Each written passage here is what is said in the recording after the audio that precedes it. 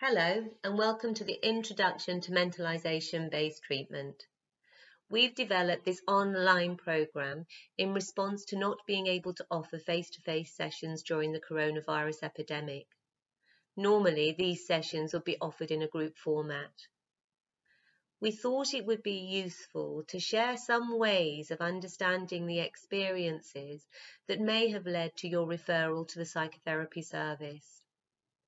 When you've completed this program, we hope you'll be better able to understand some of the underlying issues you're seeking help with and what you would need to focus on in any further psychotherapy work. So during this program, we're going to be covering 6 modules, and we hope you will have a better understanding of your thoughts and feelings and relationships and how these all interact with each other by the end of the program. We're also hoping that you'll be better able to understand what's maybe led to you having these particular symptoms or difficulties, and also what's provided some resilience for us and supports our mental well-being. In particular, we'll be covering something called mentalising, which we will cover in the next modules. And by the end of this, we hope you'll be able to develop your goals and be clearer about what your goals are and how you'd like to change things in your life going forward. So we're now going to start to focus on this thing called mentalising. It's not the most user-friendly term, but I hope by the end of these sessions that you'll know what we mean by it, and you'll see how important it is as a universal skill in all of us, and how central that is to enabling us to negotiate our social world and develop fulfilling and meaningful relationships. So as I stated, mentalising is very much a skill. It's an ability, a capability. That's a universal skill that we all have, but that we all lose from time to time, particularly when we're under stress. But it's a skill to be able to make sense of our behaviour, that is our own behaviour, and that of other people's we're interacting with. So if we look at this slide, what it's explaining is, it's about how when you're thinking about what you're feeling, or you're wondering what someone else might be thinking or feeling in a particular situation, that's a sign that you're mentalising. You're wondering about what's in your mind, and you're wondering what's in the mind of other people. When we're not mentalising, we tend not to pause and check in and make sense of what's going on for ourselves or what might be going on for other people. So when we act immediately on quick assumptions, that might be a sign we're not mentalising. So this skill we think is really important for our mental well-being. So to help us develop our understanding a bit more around this thing we call mentalising, I've got a short example of what mentalising entails and how we're prone to error sometimes. So someone who happened to be a medical doctor, a GP, she had a 2-year-old toddler daughter, and she was watching her daughter playing one day. And the daughter had gone into her bag and taken out her stethoscope. That's the apparatus doctors use to listen to people's chests and heartbeat. And as her daughter was playing with this and putting the bit you listen to into her ears, she started to think, oh, I know what's going on. My daughter wants to become a doctor like me. That's a reasonable assumption to make. But she was jolted out of this reading of this situation when the daughter suddenly put the piece of the stethoscope that you listen to the heartbeat or the chest to her mouth and said, "Hello, welcome to McDonald's. Can I take your order?" Now, I thought this was a good example of how we make assumptions, but we might get it wrong. We're all the time trying to interpret each other's behaviour and make reasonable assumptions, but we get it wrong. And when we're not mentalizing, it can have an impact on our relations if we're operating with each other in a way that might be inaccurate. So one of the areas mentalizing is really important for is in helping us manage and regulate our feelings and emotions, because it's when we're able to understand those inner experiences and responses to things and put them in a context and make sense of them, that we're able to understand why we might be feeling something in any particular situation. And when we're able to make sense and better understand why other people might be responding to us in the way they are, that helps us to make sense of our emotions. And that's what helps us regulate and manage them. The emotions tend to get out of control when we can't make sense of why they are there and why we're feeling these things. In our groups, we have a moment of reflection where we show this picture, and we ask the group, the individuals within the group, to just have a moment's reflection and thinking about what might be going on here, to try and make sense of what's happening in the picture. So if you try and hold in mind some of the information that we've already discussed about mentalizing, have a little think for a moment about what's happening. What might be the nature of their relationship? What might the adult be thinking or feeling? What might the child be thinking or feeling? So some of the ideas that come from the discussions that have happened in our group when we've asked people to look at that picture is this developing this understanding that people can interpret the same event in different ways. And we can't always know what's going on. So a bit like with that example about the GP and her daughter, she thought she had a good idea of what was going on, but as the scenario unfolds, you start to get a different picture. So it's really that we can't be sure what's happening. Some interpretations can be more plausible than others, and that's something we'll go on to think about.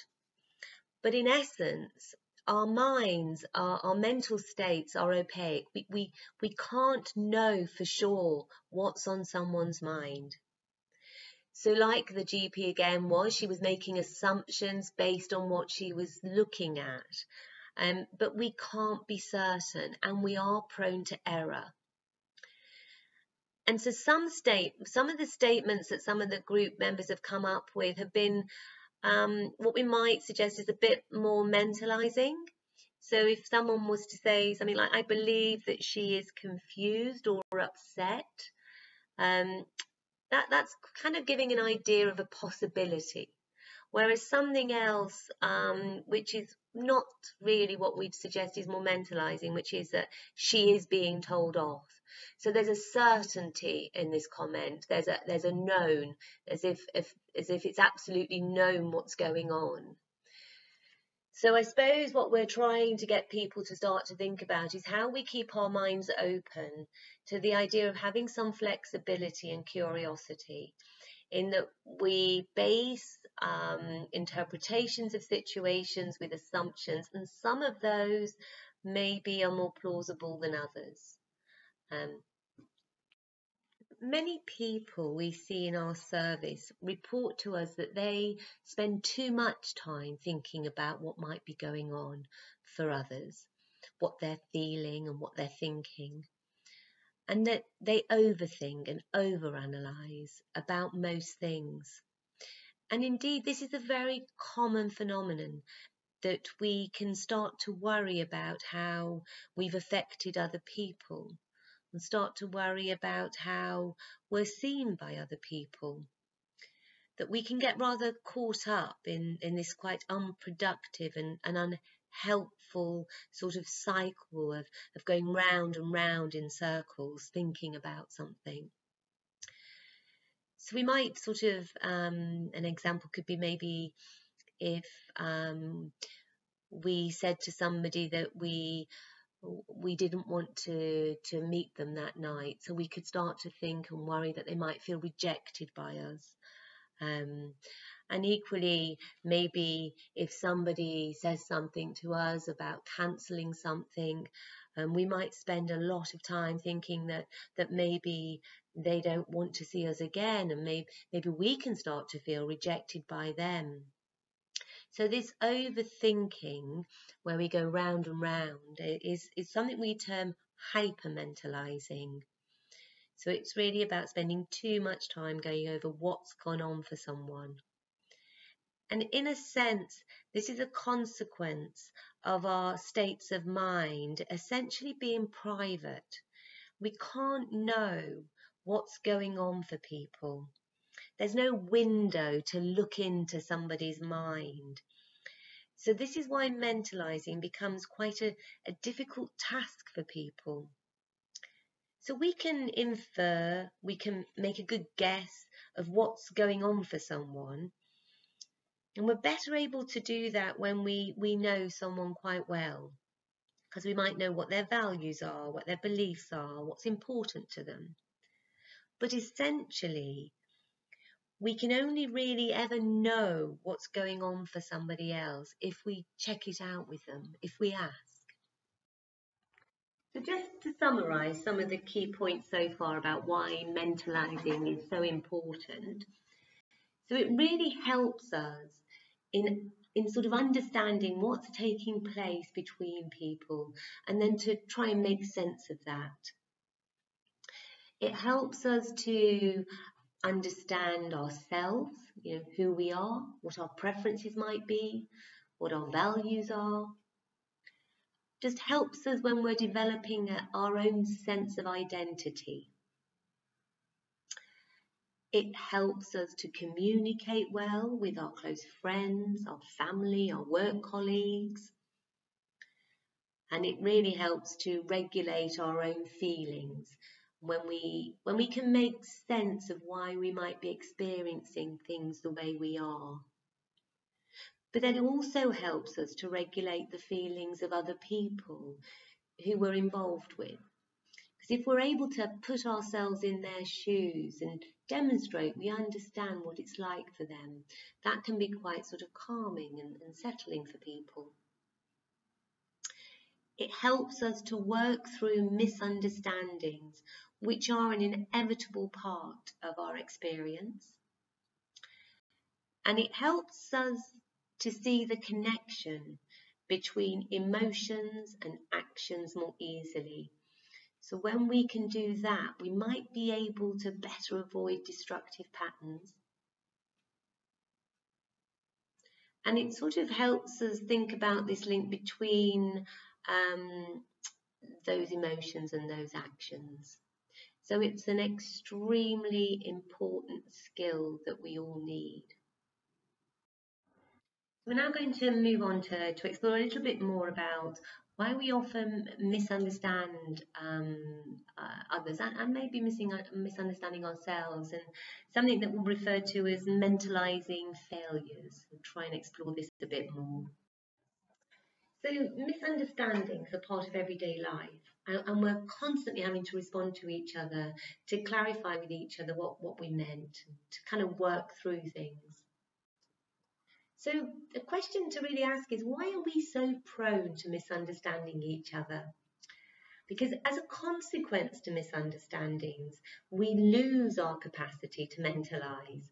So what we're referring to here is mentalising failures. So as we've stated, we can't read each other's minds, but we often think we can.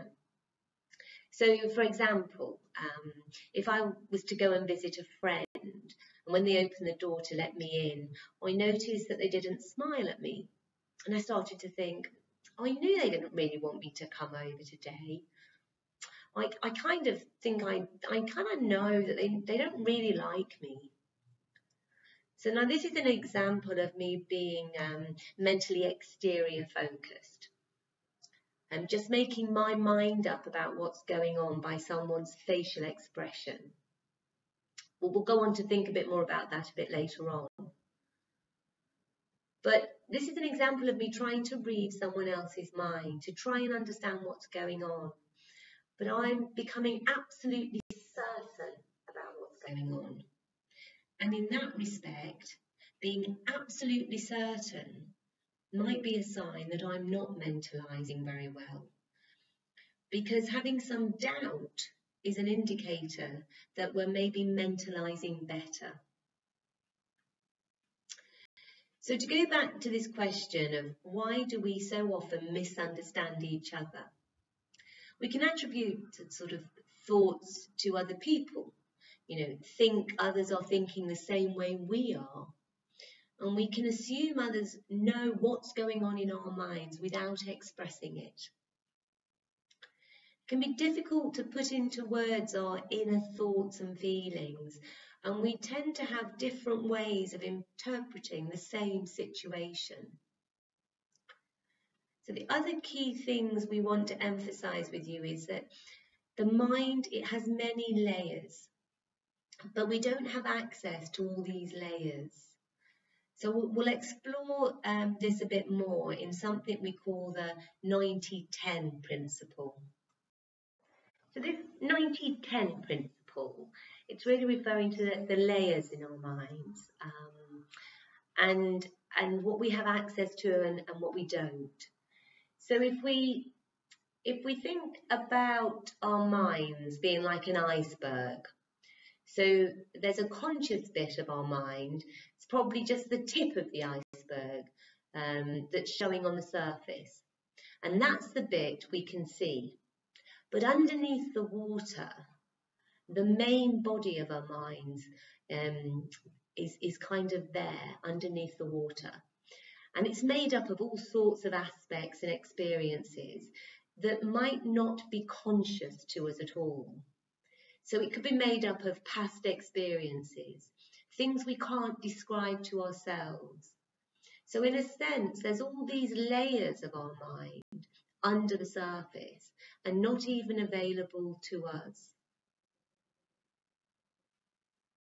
So here we see a visual image of what I've just been describing, this sort of iceberg, and we see that just that 10% sitting on the top there, and then this 90% under the water.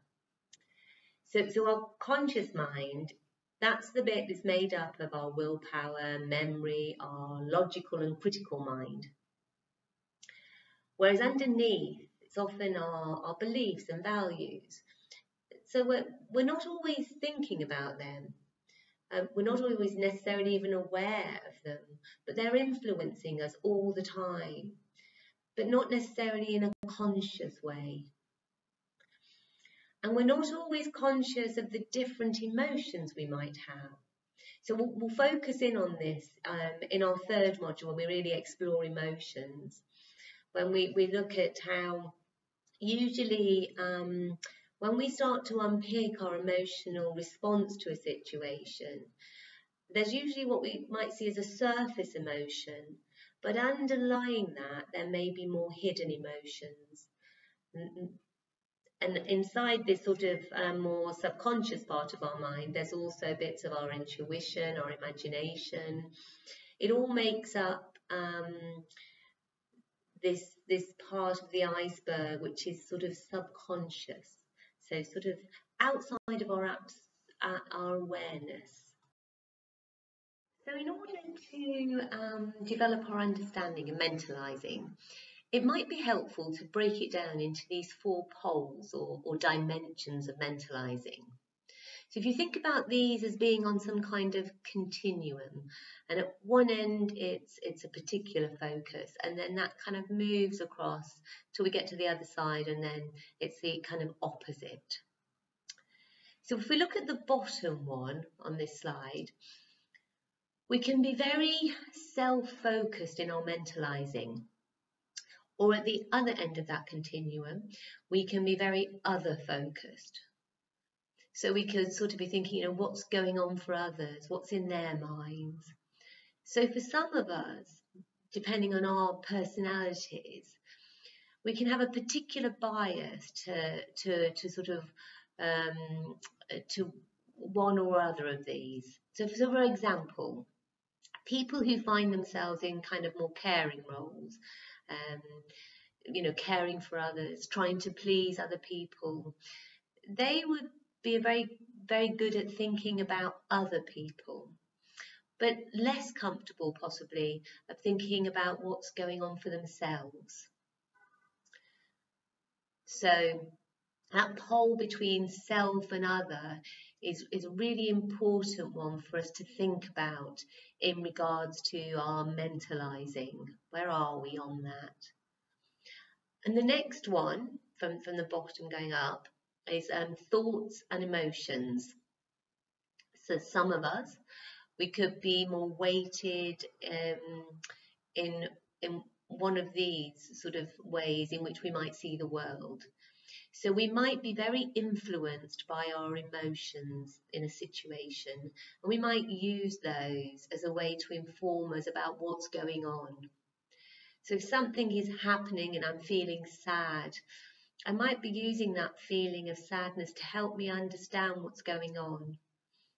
So we might be using that and thinking, oh, I must be quite hurt because I'm feeling sad. But some of us might be more weighted towards the more rational things to try and make sense of what's going on. So perhaps an example here might help us think about this.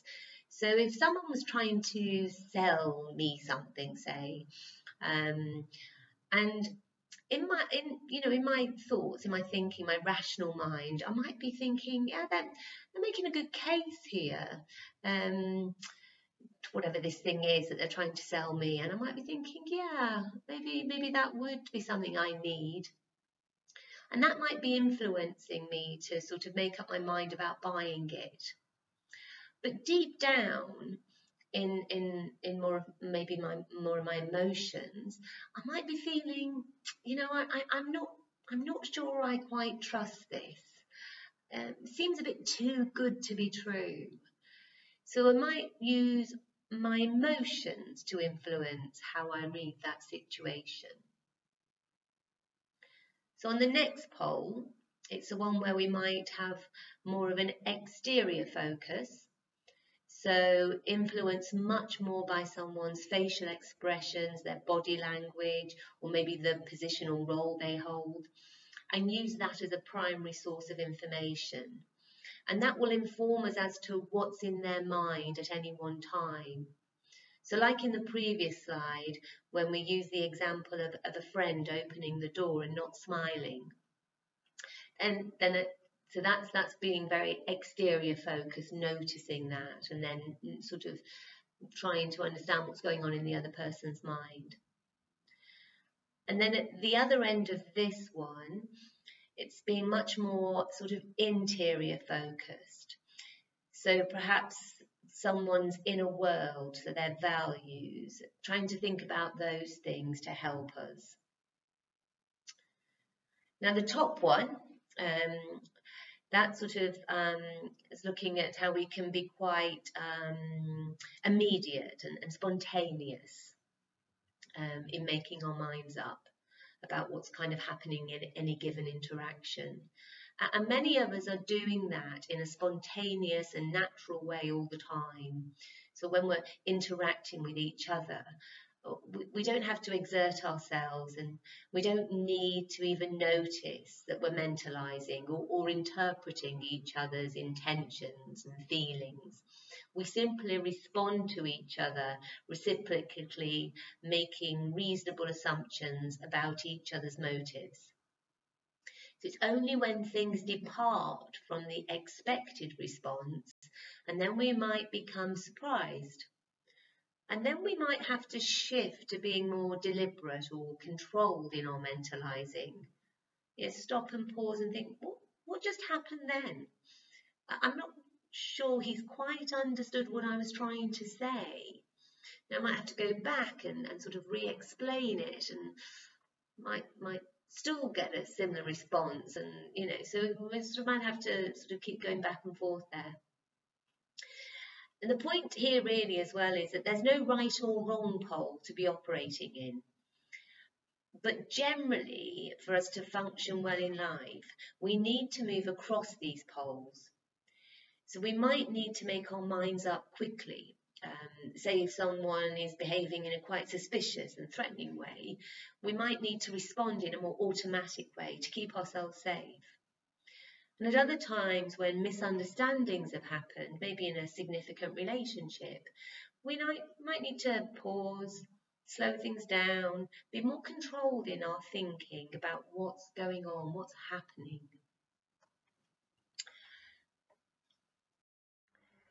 So now we're going to have a little think about what we refer to as a mentalising stance.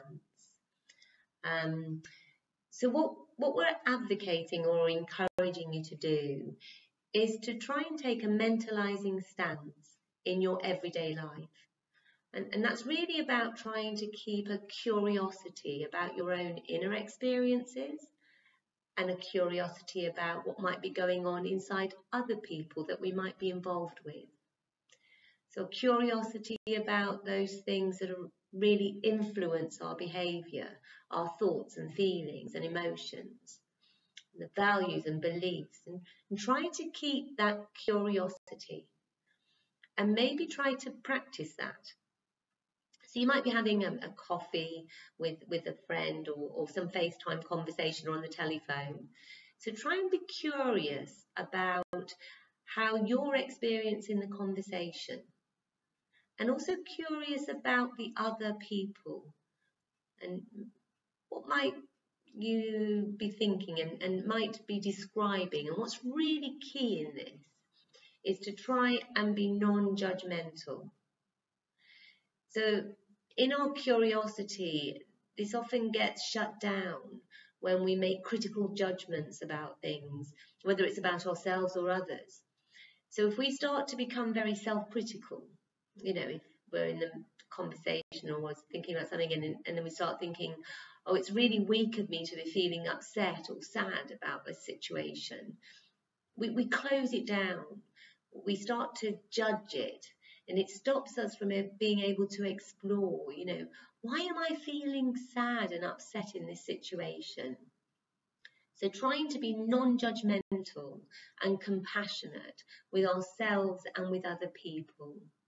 So sort of exploring, trying to maintain that not knowing and keeping your mind open, but really basing it on this very curious sort of stance. At the end of each of our groups, we invite the participants to engage in their own time in a bit of self-reflecting maybe, and thinking about what they've maybe been able to hold on to from each module. So these are sometimes referred to as mentalising tasks. And at the end of this particular module, what we thought might be useful is to try and practice using a sort of mentalising stance. So we sometimes invite people to think about almost as if they were doing an interview with a friend or a family member, and to sort of just maybe have a discussion with them with this slightly interview style about maybe how they've been earlier in the day. Maybe that could be something to talk to them about, if there's been something that's happened in the day, or if they've just had a good day or something around their day. But in doing so, when you're trying to sort of elicit some information from them, try to remember that your questions are to sort of come from that curious and not knowing and a non-judgmental sort of manner. So to really try to keep things sort of open and exploratory, and that mentalising stance that we discussed earlier on. And when you're doing that, maybe just make a note of how it makes you feel. And you could also ask the other person that you're sort of interviewing how it makes them feel. So just, how your style of asking questions has left them feeling. I'm going to try and have a link on the web page that you've come to find this module, and hopefully there'll be a short clip of this sort of interviewing in a sort of role play, just to sort of demonstrate this sort of mentalising stance if you're interviewing somebody.